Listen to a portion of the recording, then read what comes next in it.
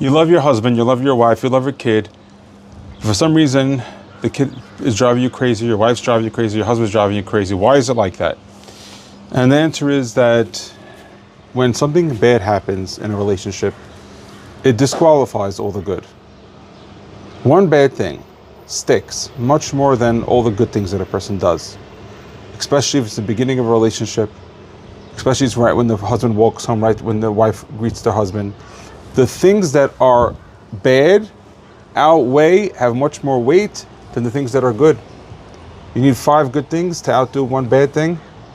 And we know that this is the reason why we're still in exile today.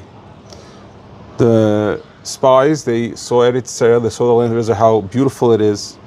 They came back with the grapes.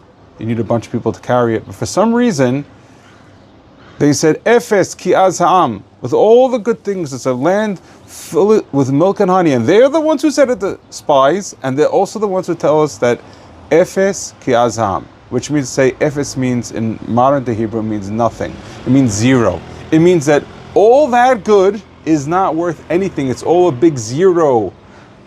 And why is that one bad thing that they're faced by giants and the land is going to be hard to conquer is all why it's nothing?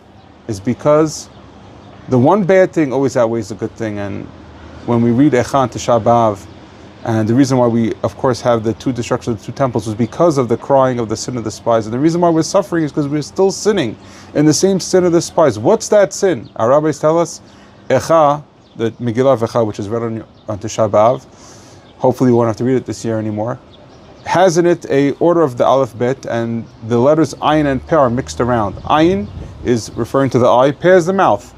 And the Peh, the letter Peh, which is the mouth, is before the Ayin, which means they said what they didn't see.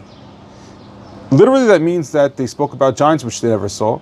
The only one who saw the giants was Kalev, who was in Hebron, Vayavo et Hebron, and he saw the giants. They didn't see the giants, so they couldn't speak bad about it. I mean, when actually Kalev saw the giants, he saw how they were actually all pale and white. He says, Sa'at silam ma'alehem, easy to eat, you could just eat them like a piece of bread. But the spies, they spoke negatively about it because they didn't even see these giants and they already had fears of them. However, there's a deeper meaning behind all this. It's not only that they spoke about what they didn't see, it's that all the good that you see, you didn't even speak about. You only spoke about what you didn't see. There's so many good things that you saw, but you're not speaking about them. The same thing is true is, why is gratitude so important? When a person thinks about and counts all the things that are good that he has, so then all of a sudden they actually count. Because if you don't count the good, then naturally the bad things will make it that all the good is not worth anything.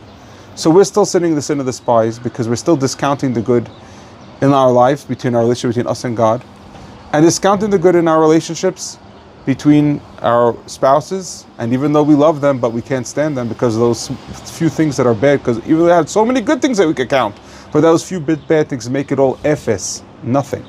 And the same thing is true with our children. Sometimes your child is doing something really bad, it gets you really upset, extremely dishonest, extremely disrespectful, extremely disobedient. What about all the good things the kid did? Why is all that going to be discounted?